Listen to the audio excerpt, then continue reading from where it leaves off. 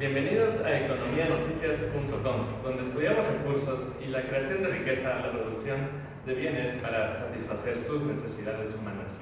Esto, por cierto, también es lo que hace la economía. El día de hoy vamos a contestar a preguntas hechas por nuestro público a través de redes sociales. La primera pregunta de Juanito es: ¿qué es el análisis marginal en la economía? Cuando hablamos de marginal, lo importante es saber que estamos hablando de cambios pequeños. Esto es, por cada unidad que metamos a producción o pongamos en venta, tendremos algún efecto en las demás variables económicas, que va a ser pequeño tal vez, pero este pequeño cambio nos ayudará a establecer mejores precios para tener mejores utilidades o beneficios en nuestra empresa. Lo importante aquí es la parte marginal, pues se refiere a cambios por cada unidad y las repercusiones que tendremos por ello. A continuación tenemos unas preguntas para nuestra experta en ciencia económica, Paola. Nuestra primera pregunta de la audiencia es: ¿cuál es la metodología de la ciencia económica?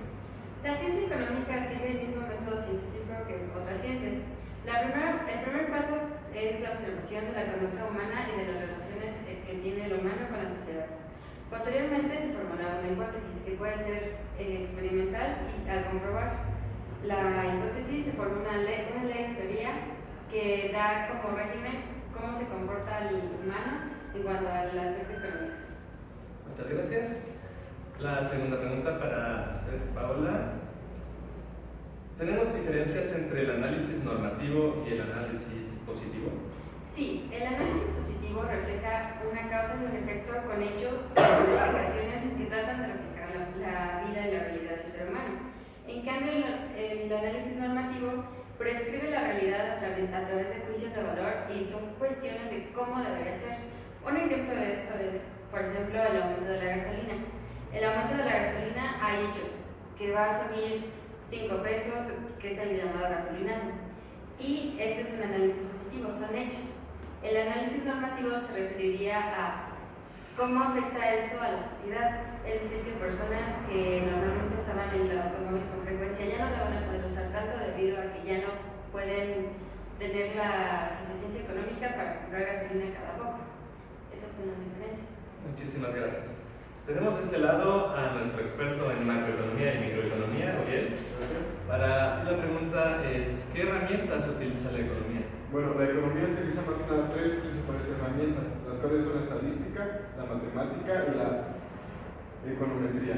Estas tres, ¿por qué? Porque estas tres son muy exactas, se refieren mucho a la lógica. Entonces en la economía lo que tenemos que usar es la lógica, tenemos que tener cifras exactas para cuando hacemos cualquier cálculo, y como lo le he dicho, la matemática y la estadística se dedican a las ciencias exactas, son números muy exactos, entonces son la base de la economía estas herramientas. Muchas gracias. Ahora, también la audiencia quiere que nos explique un poco más sobre los conocimientos en los que te especializas. ¿Qué es la macroeconomía y qué es la microeconomía? Bueno, vamos a empezar con algo pequeño que es la microeconomía. La microeconomía se basa en las industrias pequeñas, en las industrias individuales, como por ejemplo son las de familia, las pequeñas industrias que la familia crea, las pequeñas industrias que uno mismo crea.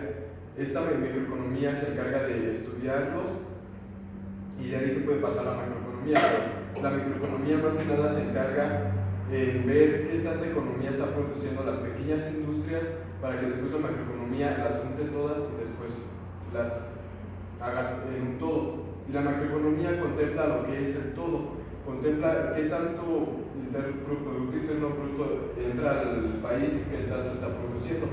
¿Esto a qué se refiere? A que la macroeconomía se ocupa de todo el ingreso nacional que tiene el país, mientras que la microeconomía se relaciona más con los ingresos familiares. La macroeconomía estudia más que nada todas aquellas industrias que son ya muy grandes, mexicanas, porque las internacionales, claro, son internacionales cuando no las conocemos, las estudia su país más que nada. Entonces, por ejemplo, en México estudia nuestra macroeconomía de México, estudia todas las empresas nacionales y de eso hace unas estadísticas y de ahí saca sus propias conclusiones. Y hay un pequeño resumen que esperemos haya contestado la pregunta. Tenemos de este lado a Diana, profesora de economía. Dos preguntas más de nuestra audiencia. ¿Qué preguntas debe responder todo sistema económico?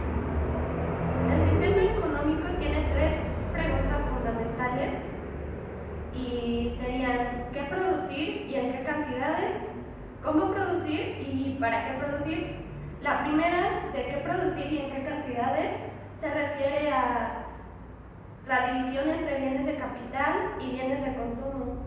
Entre más bienes de capital se produzcan y menos de consumo, entrará en un pueblo en escasez.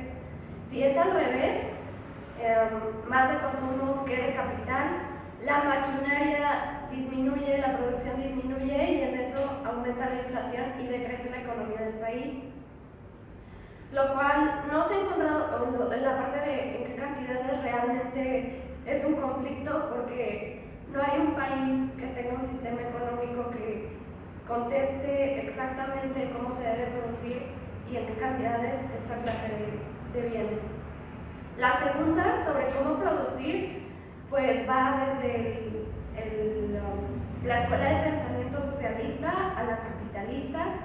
En la socialista se apoya una iniciativa colectiva que se refiere a la repartición de bienes equitativa y un sistema económico equitativo. En el capitalismo, al contrario, se apoya la iniciativa individual y lo que hace para beneficio de todos es que la economía se vuelve rápida. La tercera pregunta es ¿para qué producir? Y realmente la cuestión en esto no es para qué producir, se produce para el pueblo siempre. El problema es en qué cantidad. Se busca la igualdad en todo, pero de la misma manera tenemos dos partes, la parte socialista, en donde se ve la igualdad material, que se refiere a que todos los bienes estén repartidos equitativamente, y en el capitalismo, que se busca la igualdad legal, en el que todos los bienes puedan ser repartidos según las oportunidades, más bien que todos tengan las mismas oportunidades de recibir la misma cantidad de bienes. Entonces podemos ver que hay muchas distintas formas de pensar, y en estas diferencias seguramente hay algunas fallas en el pensamiento, ¿no? Ese es el tema de otra pregunta que tenemos para ti. ¿Cuáles son las fallas, posibles fallas en el pensamiento económico?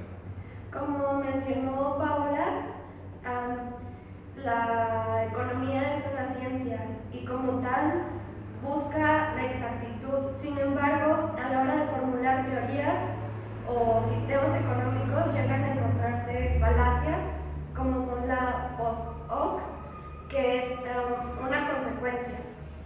Se refiere a si dos eventos suceden al mismo tiempo, sin analizar completamente la situación, se asume que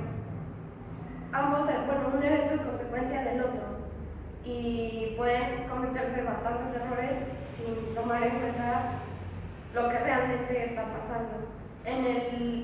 La falacia de composición es como un tipo de generalización en donde se asume que si una cosa es buena para un individuo, para alguien, una comunidad o lo que sea, es bueno para todos, y eso pues puede traer grandes